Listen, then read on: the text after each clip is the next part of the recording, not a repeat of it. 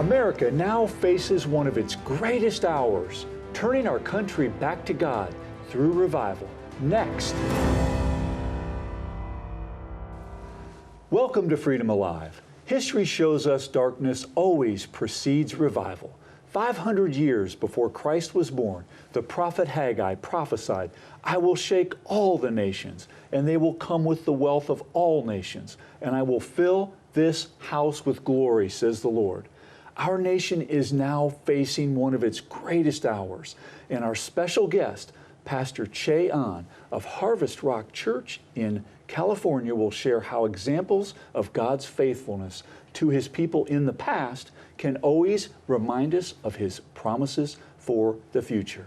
I'm joined again by co-host Matt Staver of Liberty Counsel. Matt, one example of a global shaking happened in 2020 with churches everywhere. In fact, Liberty Counsel defended Pastor Che against the draconian lockdowns in California. And today, our friend Pastor Che is here with us. I'm looking forward to Pastor Che and the interview. He's been a good friend, and we've been representing him since 2020. He was one of those few pastors that stood up against these draconian lockdowns in California, which was the worst state until we got it struck down at the United States Supreme Court in the entire country. He's not only pastor of Harvest Rock Church, but also Harvest International Ministry, which has hundreds of churches in California and thousands, tens of thousands nationwide. He has traveled globally to more than 100 countries. And so a lot of people globally were going through the same thing we were experiencing here in the United States to different levels. And so what he did served as an example, not only to people in the United States, but also around the world. And once he put his hand to the plow, he never looked back, and we ultimately won 5-4 at the Supreme Court in December 2020, and then 6-3 at the Supreme Court in February 2021, stopping those lockdowns in California, and that created a domino effect to stop these lockdowns on churches and places of worship across the country. I agree. It's an inspiring story of courage and obedience, and you are not going to want to miss it. But up next is our Freedom Alert. Perseverance pays off for these healthcare workers. I'm Matt Staver, co-host of Freedom Alive. A federal court in Illinois has granted preliminary approval and scheduled a hearing for the class action settlement against North Shore University Health System. This is an historic, first-of-its-kind class action settlement against a private employer which unlawfully denied religious exemption requests to COVID shots. Liberty Counsel settled the nation's first class-wide lawsuit for more than 500 healthcare workers who were discriminated against for not taking an injection associated with aborted fetal cells. Now North Shore will pay more than $10.3 million for punishing them.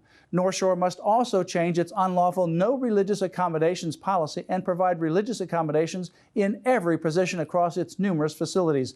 Employees who were terminated will be eligible for rehire, and they will retain their previous seniority levels.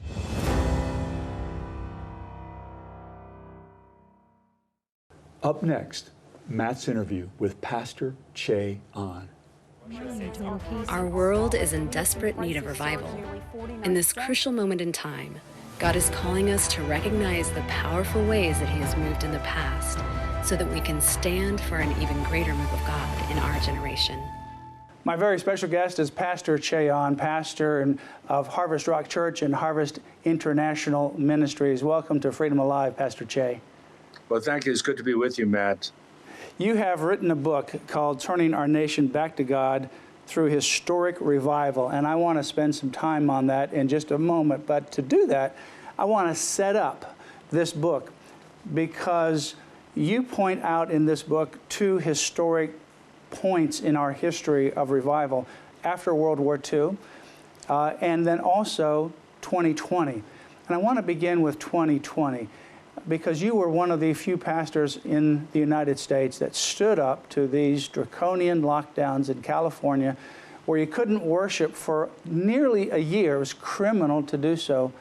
And you even got a letter from the Pasadena prosecutor's office threatening you, the church leaders, and anyone who comes into your church with criminal charges punishable by time in prison and fines. And despite that, you continued to press forward because once you prayed, you put your hand to the plow, you never looked back. Tell us about that experience. Well, first of all, I want to thank you, Matt, and Liberty Counsel, because you were our attorney. I called you the moment we were going to open up just to be protected, to be covered. I knew that we could be arrested because California is so extremely left. And as you know, marijuana dispensaries were declared essential, abortion clinics were declared essential, liquor stores were declared essential. Even later on, a strip club in San Diego, as well as casinos. And of course, Walmart was essential, but the church was not. And so with a group of pastors, we appealed to Governor Newsom, and we shared that the church has been essential for 2,000 years. And if we could just open up, and of course, we were not allowed to. In fact, 49 states opened some form of worship, whether a small percentage, but some way they met and they were able to gather. We're the 50th state, and only because we won the lawsuit, Matt. And I give God the glory, but I also want to thank you again and Liberty Counsel. But it was that bad in California. Well, and in fact, we won 5-4 at the United States Supreme Court regarding your case, and then came back and won 6-3 in February 2021 regarding your case as well. And then that stopped these lockdowns in California, and California had to pay a significant amount of money, not only regarding our case, but also regarding other cases as well that benefited from this injunction. And that set the dominoes to fall around the country because of your stand. One of the things that I've noticed with regards to you and other pastors that we represented that literally put everything on the line, were willing to face arrest, never thinking that we would come to a situation like this. Certainly you, from your background, immigrating here to the United States, that despite the adversity, when you took a stand for God, you began to see revival, not only in your church, but other places around the country and even around the world. Tell us about what you see coming out of this 2020 lockdown. Well, one of the principles I share in my book is always the darkest time before the light of revival breaks out. And Isaiah 60 is a real good passage for that. Isaiah 60, 1-3, it says, "Arise, shine, for your light has come, and the glory of the Lord is risen upon you. Darkness covers the earth, deep darkness, but the Lord rises upon you, and his glory will appear before you, and nations will come to your light, and kings of the brightness of your dawning." So it was a very dark time with 18,000 businesses that went bankrupt during that period from 2020 to 2021. You have also teachers who refused to teach schools, so schools were not open. And then when they did open it, they just required masks for the teachers and for the students, which I feel was so egregious because the kids, my wife's an elementary school teacher, they learned through, part of it is facial expression and being able to see each other's faces as well as the teacher's face. And of course, this mandate was just draconian, as you said. It was unbelievable. And then we instituted the vaccine mandate, where my son-in-law, who is a high school teacher here in California, got fired because by religious conviction, he just didn't believe that God wanted him to get the vaccine. So we're really proud of him. But of course, he's a father of 4 kids, and the impact it had economically on him. And now, you know, it's really been hard because he had to move to Nashville. He got a job there in Tennessee because, of course, it's much more of a red state than it is in California. And so now we're separated because of all the ramification of implementation of the vaccine mandate. And I'm just sharing something personal, but just multiply this, impacting 40 million people, the largest state in the union. And so to me, when I got the letter that I was going to be arrested and they were going to fine us thousands of dollars, it was in the same context when Newsom was allowing prisoners out of prison because of COVID crowdedness. He didn't want people to be just spread COVID within the prison system. And so they're letting out criminals, but they want to arrest law-abiding citizens who simply want to worship Jesus. These are people who pay taxes. They don't have any criminal background. And yet, when this happened, the thought came into my mind, I am not in North Korea. I'm in the United States of America. And the reason why I say North Korea, because my dad, and we're from Korea, my dad was born in Pyongyang, North Korea. He was a pastor there, a Baptist pastor, and he was arrested in 1950 when Kim Il-sung, the dictator at that time, the grandfather Kim Un-jung, who's the dictator now, arrested all the pastors because he knew the pastors would be the voice of dissent when he decided to invade South Korea and unite all of Korea under communists, because at that time, North, after World War II, Stalin and Truman divided Korea in half. North Korea was communist, South Korea was not, and so he wanted to unite them all under communism and arrested my dad. And I'm thinking to myself, I'm not in North Korea. We're not in communist China. This is the United States. We had the First Amendment right. And so that's what I think further emboldened me, and having my background with my dad being born in a communist nation or raised in a communist nation, and then escaping, by the way, because the U.S. soldiers intervened and pushed the North Korean forces to the Chinese border. And that window, 6 months of window of opportunity, millions of North Koreans fled to South Korea, including my dad and his family, as he was released from prison. So I'm just thinking to myself, I'm seeing Marxism coming to California. I'm seeing neo-Marxism, and we need to take a stand. And so, again, you know, because of having your backing, but also I believe the Lord gave me a specific word from Joshua 1:9, have I not commanded you, be strong and courageous. Not be discouraged, do not be afraid, for the Lord your God is with you. And that word really gave me the faith. I was just reading a book, and that verse popped out at the same time when I was just praying about the lawsuit. And I just knew I had to take a stand. Otherwise, we're going to see the same thing that happened in other nations like North Korea happen here in California and the United States. I know, coming back from that background with North Korea and coming here to the United States of America, and your testimony is very powerful because you were here and a young man in the 60s with all that was going on in the United States. You never could have imagined what you would experience in 2020. I mean, you traveled to over 100 nations. Your ministry outreach is in nearly that many, if not more. Harvest Rock Church and then Harvest International Ministries. You have hundreds of churches in California alone and around the United States, many more. I want to move into where we are and the revival and what we are facing in this country and around the world as Christians. Long story short, I didn't know we were going to have a lockdown where I couldn't travel even if I want to. God forced me to focus on California and the United States by 2020. And sure enough, everything started to hit the fan. And then, of course, the lockdown, and early in May, we decided to open up. And so since then, I do feel we're seeing really signs of revival and awakening in America. And in my book, I share 3 characteristics of a historic revival. First, the church wakes up and gets revived. Judgment begins in the house of the Lord. Number 2, the harvest starts coming in. And we're seeing literally tens of thousands of young people coming to know Jesus Christ through Let Us Worship, just one example. And then thirdly, transformation of society. And that's where we experienced winning the lawsuit again, and then to see Roe v. Wade overturn forth. And not only that, but as we were on the Zoom call, you were talking about Coach Joe Kennedy, the Boston flag that you won with Liberty Counsel, the whole discrimination in Maine school system, and now they have to support Christian online education. I mean, all these things that have happened has just been huge as far as social transformation. And I frankly believe that we're just in the beginning. So personally, I feel there's still going to be shaking and darkness, but it's going to parallel the light of unprecedented revival and transformation. Well, your church is located in the historic Ambassador Auditorium that has had people such as Pavarotti and so many other amazing global orchestras and individuals there because of the acoustics there. And that's where you're located, right there in Pasadena, California. I encourage people, if you're in that area, to check out Harvest Rock Church right there in Pasadena. But you also have Revive California as well, which is your 501c4.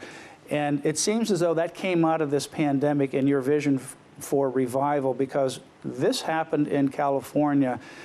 I listened to Reverend Sammy Rodriguez the other day, and he was doing an interview, and he was talking about the evangelical movement of Christians, particularly charismatic, with regards to the Hispanic population that's happening in the United States.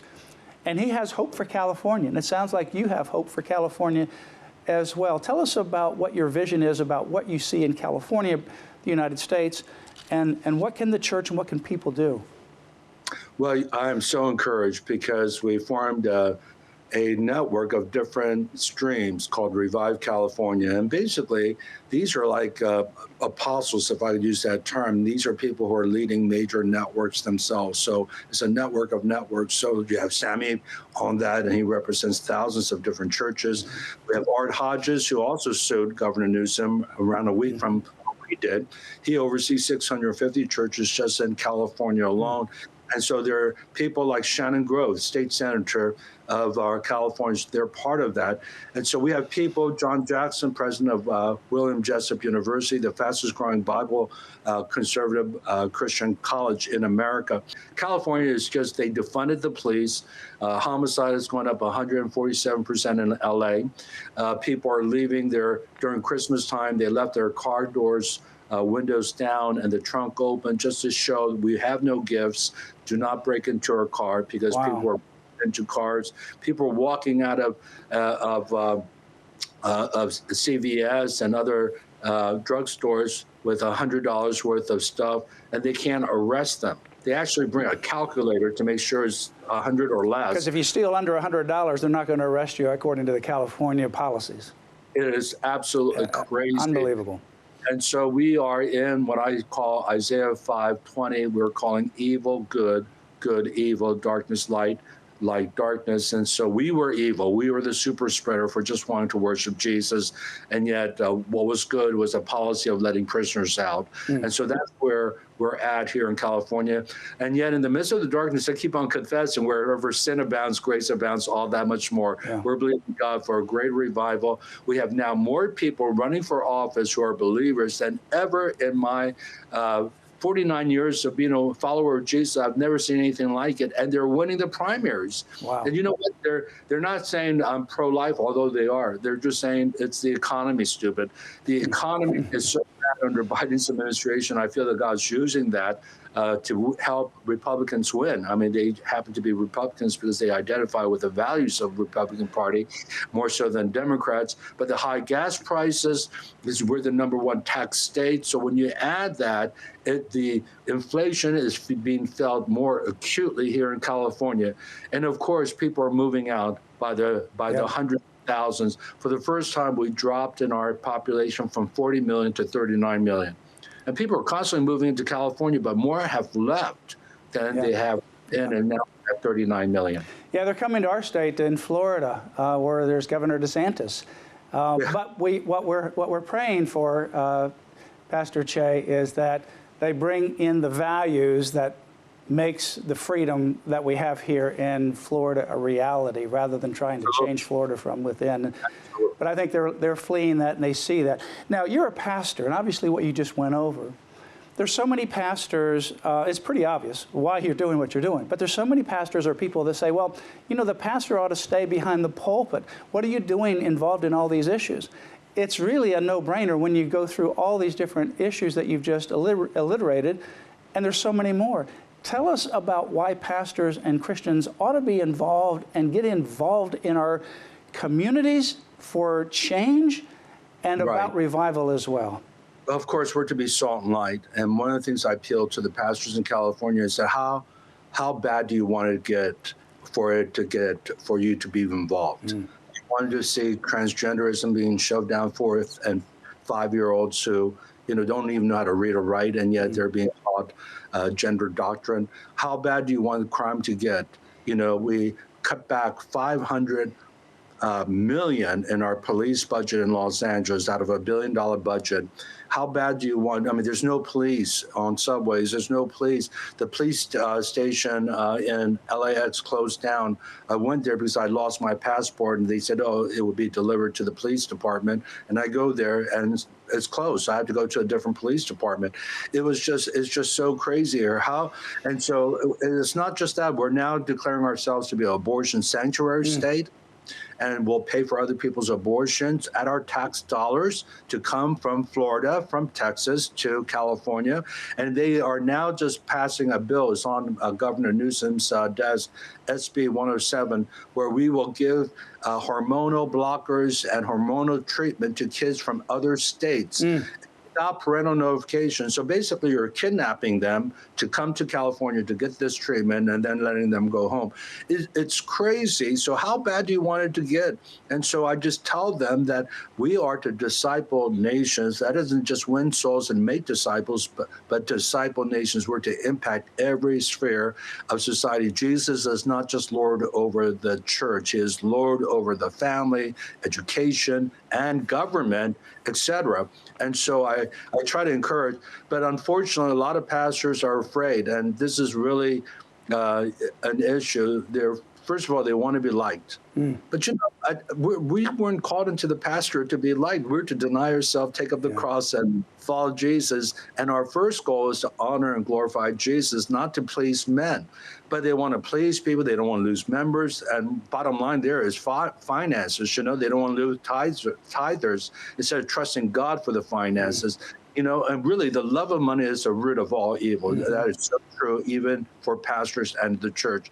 And so we got to get all these worldly entanglements off of us and bad theology, if you will. And we need to really return to the Lordship of Jesus Christ. And that's why I advocate that revival begins with the church, specifically leaders being awakened first. Well, it's just the opposite of what some pastors will use as an excuse, that if I talk about this issue, talk about abortion, talk about these other issues that are going on in the political realm, then people will be offended and they won't come. The fact is, when you got that letter from Pasadena threatening that you and others, including anybody who came, would be criminally charged just for coming into your church, we talked, and of course, you immediately informed the congregation and the people as soon as possible. And instead of people being scared and running away from your church, your membership actually increased. And it's exactly what we've seen. Pastors like yourself that have been fearless, they've prayed, they've sought the Lord, and once you got that direction, you put your hand to the plow and you didn't turn back, and you took a position. Pastors like yourself taking these positions, you've seen revival in your ministries, growth in your ministries, growth in other areas. There are pastors in churches right now that the churches are closed because they intentionally, voluntarily closed them and they've never reopened again. It's not the case with your church. So thank you. God bless you, Pastor Che. If you want to get this book, it is Turning Our Nation Back to God Through Historic Revival. Dr. Che on. You can get it at CHEAHN.org, cheon.org, or go to Amazon and find the book, Turning Our Nation Back to God. It talks about the history of revival. The first global shaking was World War II, the deadliest conflict in human history, and virtually every nation was affected. And the second global shaking that's in this book is 2020, the global pandemic, and we've talked a little bit about that. So Pastor Che, thank you for your book. Thank you for your tireless effort going around, not just California, but around the country and even around the world to encourage people. Revival begins in the church. Amen. Well, thank you. It was an honor to be on your show. And anytime, Matt, love to see you and continue to co-labor with you to advance God's kingdom. Thank you very much. And the feeling is likewise. Our guest is Pastor Che on, pastor of Harvest Rock Church and Harvest International Ministries. Don't forget to get his book, Turning Our Nation Back to God. Matt, a story of courage and obedience with Pastor Che. But also to me, in listening to that, I'm reminded of just how much God knows our hearts. And he takes, in this case, way before 2020, clear back decades earlier, a young man, and starts to shape him for a moment that would then happen far later in his life when he gets his chance to take a stand for God he does it in a remarkable way in this global impact, 70 nations. Yeah, he's got ministry in 70 nations. He's traveled to over 100 nations. He's got a global ministry, tens of thousands of church facilities and orphanages around the world. And, you know, we didn't get a chance to go into part of a testimony back in the 60s. He was kind of one of the hippie type of people in the 60s, getting caught up in some of the anti-American things that were going on. And he was at a party, and he just like, is this all there is to life? And that's where he heard God speak to him and changed his life forever. He was raised in a Christian home, but kind of, you know, went away a little bit from those values until that moment in time, and God called him to the ministry, and now he is one of the most influential pastors in the world.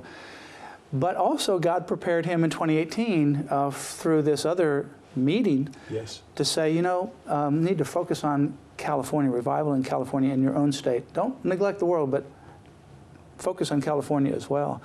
And then right after that, the pandemic hit. And when I got the call from Che, and he was coming back from a meeting, and Governor Newsom had locked down everything, no worship at all, zero worship. It was criminal to do any kind of worship, and no matter how large your sanctuary was. One of the things I said to Che is that we might win, we might lose at different levels. Don't ever give up, because we'll continue to push through.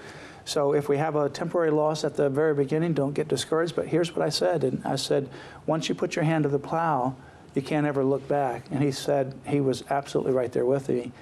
And he put his hand to the plow after praying to God, and he never looked back.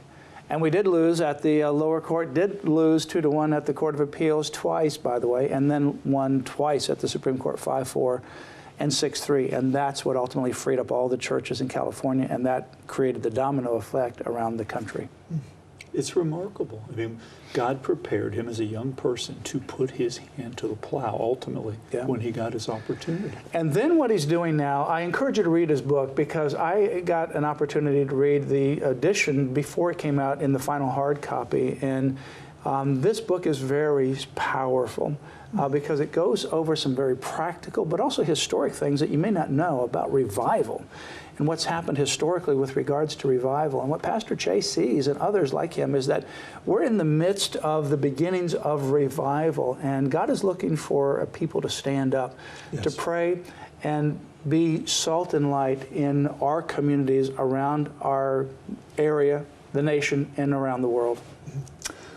For those of us at home and everywhere, revival starts with us. It starts in our homes. And in closing, remember Galatians 5, verse 1, which says, "It was for freedom that Christ set us free. Therefore, keep standing firm and do not be subject again to a yoke of slavery." Our freedom is a gift from our Creator. We must never forget that and always protect it. So join us here next time, where you'll hear victories as well as ways you can stand up for your priceless freedom. Join us again for Freedom Alive.